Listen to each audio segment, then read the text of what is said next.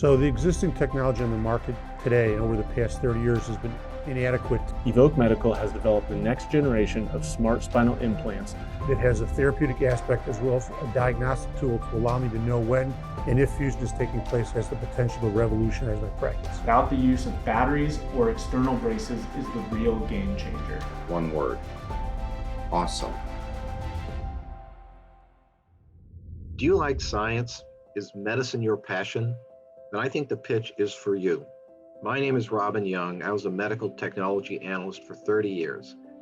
If you've never seen how medical breakthroughs get from the lab to the patient, I think you would be amazed and astonished. For me, it's the most thrilling experience you can imagine. So I invited a group of the most interesting medical breakthrough companies I know to pitch their science, their vision, their passion to 4 really smart and experienced investors, engineers, physicians, and consultants. These companies are small, but they are the real deal. At their stage of development, they could appear to be ugly ducklings, but they could also be future swans. Can you spot a future winner? If you like this video, please subscribe to our YouTube channel. Visit me at www.ryortho.com. But most of all, support the entrepreneurs you will meet on The Pitch. Thank you. I want to imagine and ask you to imagine an inner body spinal fusion device that offers the benefits of osteoinduction, piezoelectric stimulation, and dynamic data transmission to your phone to provide diagnostic information back to the surgeon. I wonder, could that change the paradigm of fusion management and clinical success? Well, our next company is here to pitch that idea, and Leighton LaPierre will be presenting for Evoke Medical. We'll hear their pitch now. I've experienced firsthand the devastating effects that back pain can have on a close friend or family member. What's worse is spinal fusion success rates significantly lag behind that of other common orthopedic procedures, and failed fusions are costing the healthcare system billions of dollars annually. So the existing technology on the market today and over the past 30 years has been inadequate to allow fusion to take place at an acceptable rate. When a fusion isn't successful, reoperation can have a disastrous effect on the patient physically, emotionally, and financially.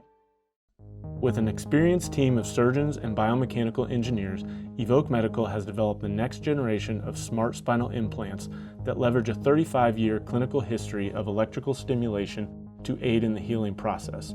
With every step the patient takes, our device uses mechanotransduction to amplify the body's natural ability to grow bone. Having an all-in-one inner body fusion device that has a therapeutic aspect as well as a diagnostic tool to allow me to know when and if fusion is taking place has the potential to revolutionize my practice.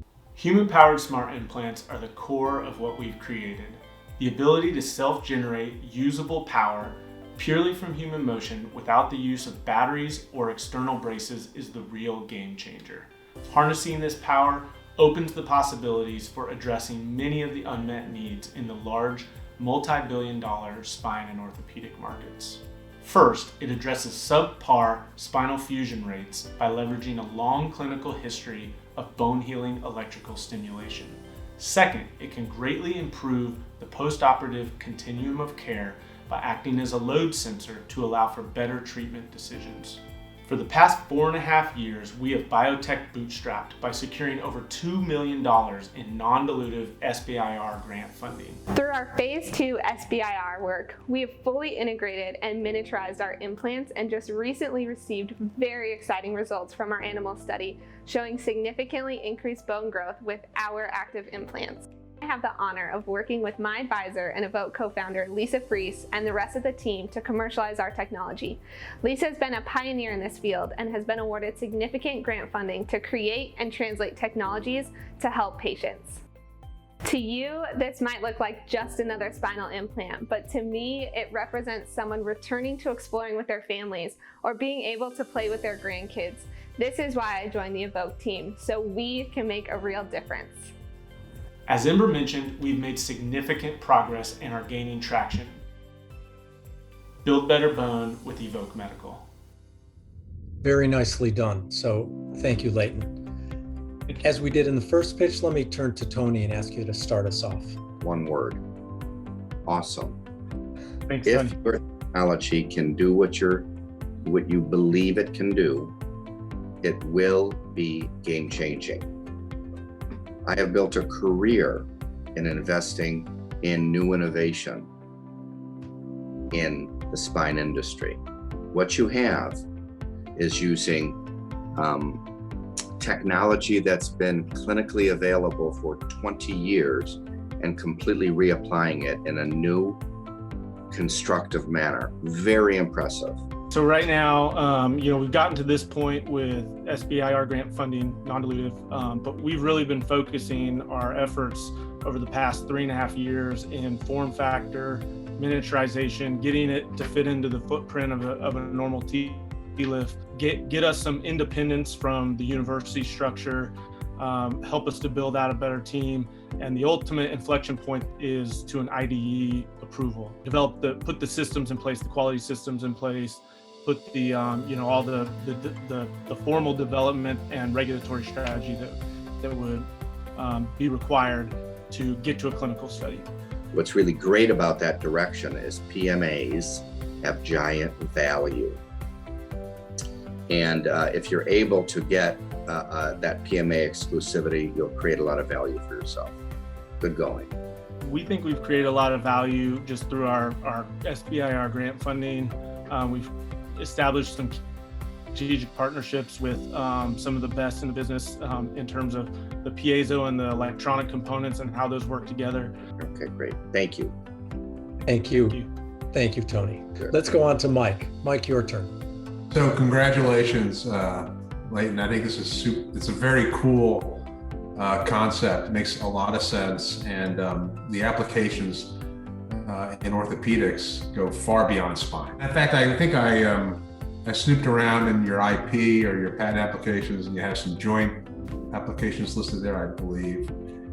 So I saw the images on the video you did for your animal study, and I kind of stopped the screen so I could watch them and look at them really carefully. They look, there's a visible difference. I'm assuming those are some of the better animals. Did you collect any load data in that study?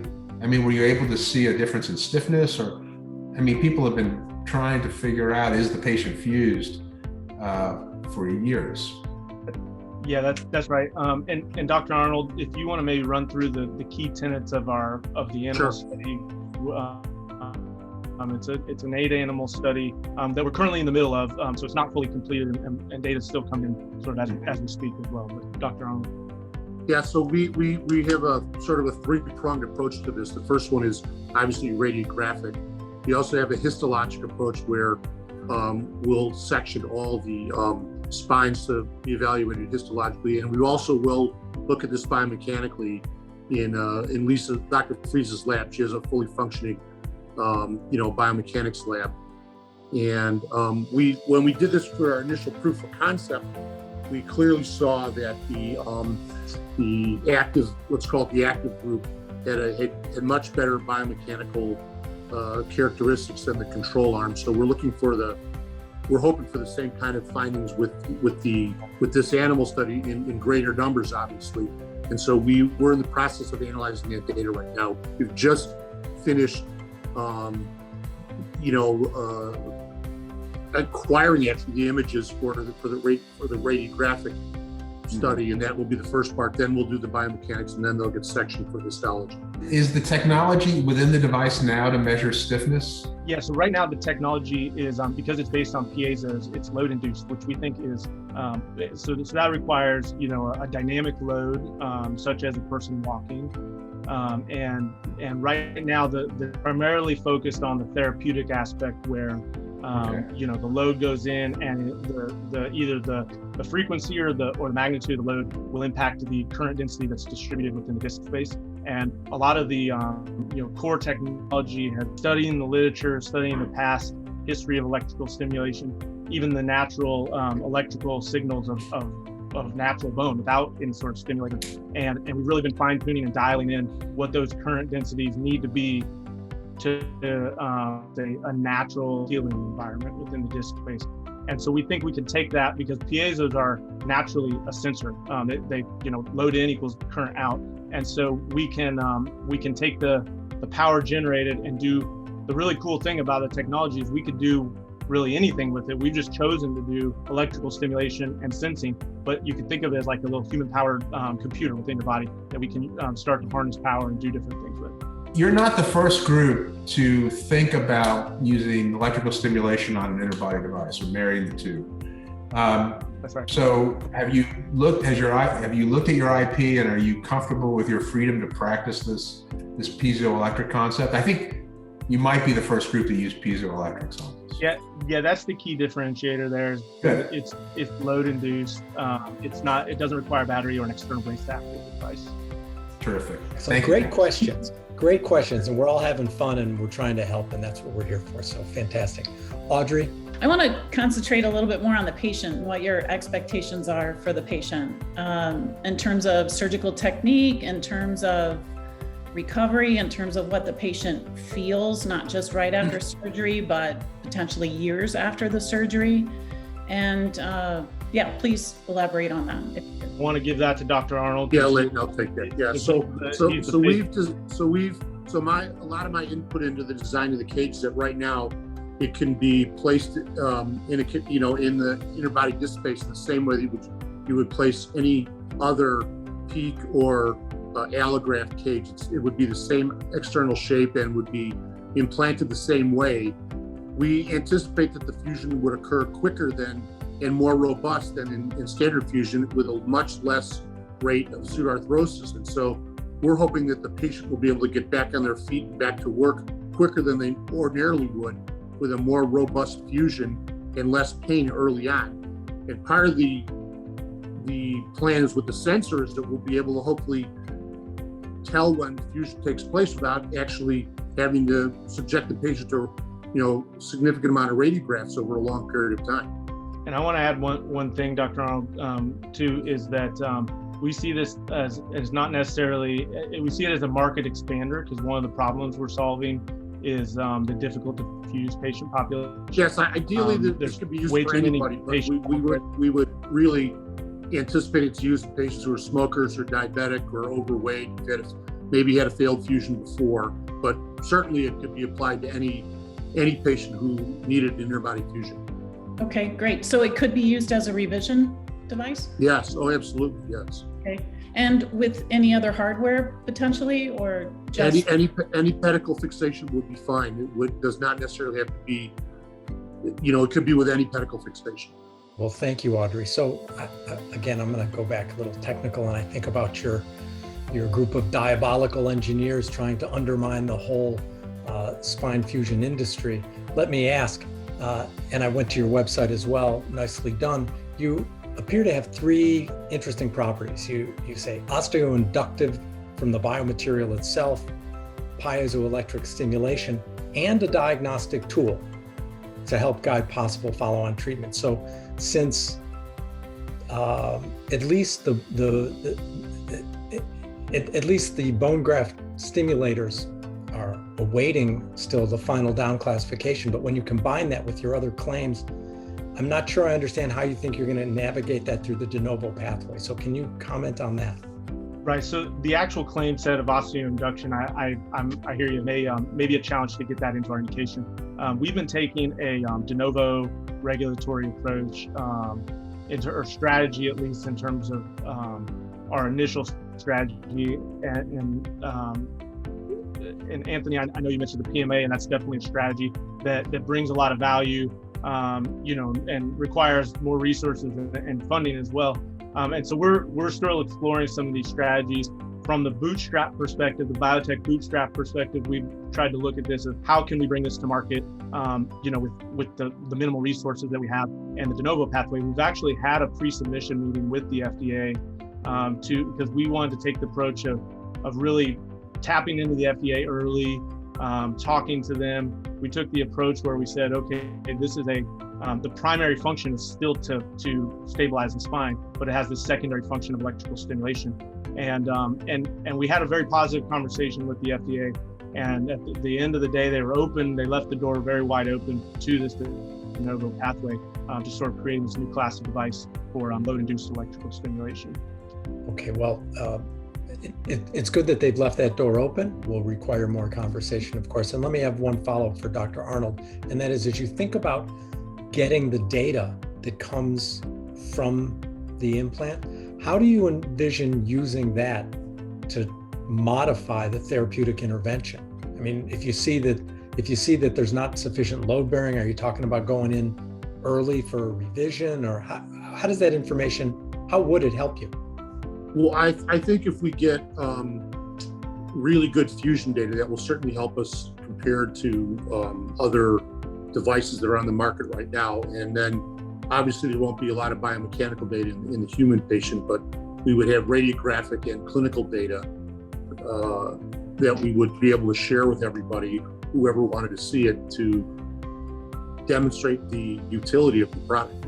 Okay, well, thank you very much. So we're at that time where we can now look in the audience right now already for active polling and asking the question, is this going to be a game changer, or do you have to go back to the drawing board at the two extremes? So let's ask people to vote, and we'll come back to this in a moment.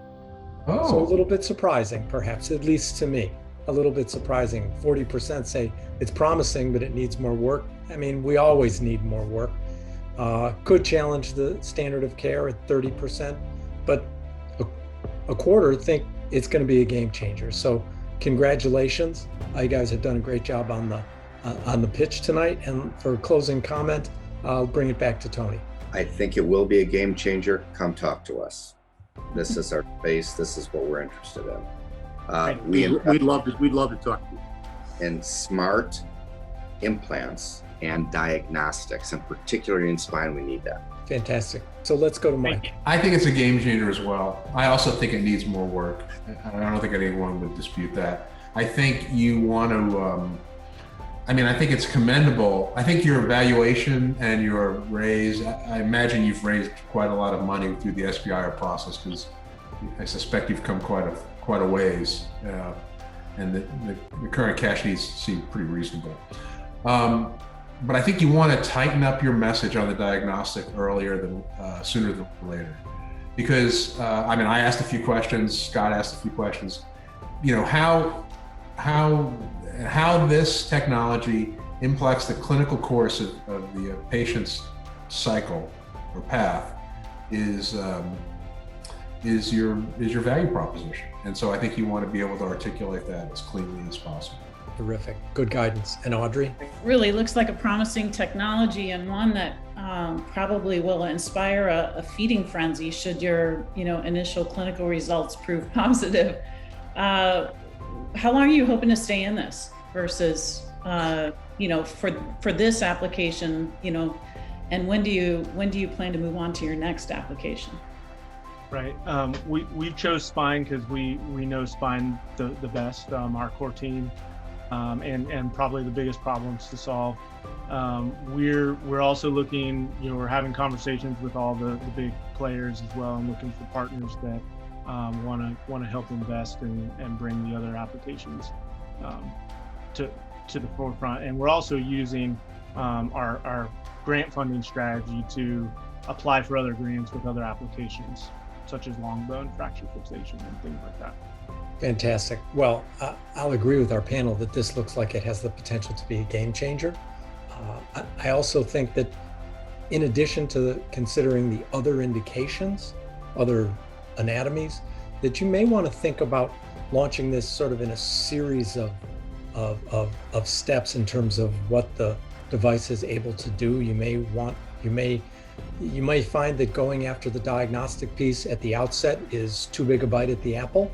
And I would encourage you to give lots of hard thought as early as you can to this regulatory pathway, because whether you need 50, 100, 250, one study or two studies, that's going to dictate your capital requirements. And then everything rolls from that. So I would encourage you to give a lot of thought to that early on. I can tell you, if you just search the company online, you can find them as well. So congratulations on that effort.